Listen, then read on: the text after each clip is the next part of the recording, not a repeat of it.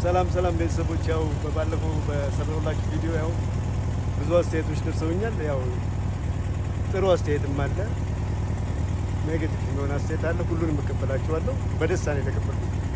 አሁን ያው እንደሚባለው ያው አንድ አባባል አለ፣ 50 ሳንቲም ዶሮ የ10 ብር ገመድ ይዛ ጠፋች እንደሚባለው ሁላ ስለ ታርጋው ያው ማንሳት አልፈልግም፣ ጨርሻለሁ። ግን ምን ይሻላል? አሁን ምን አይነት መፍትሄ ትሰጡኛላችሁ? እኔ አንድ ሀሳብ መጥቶልኛል። ያም ሀሳቤ ምንድነው?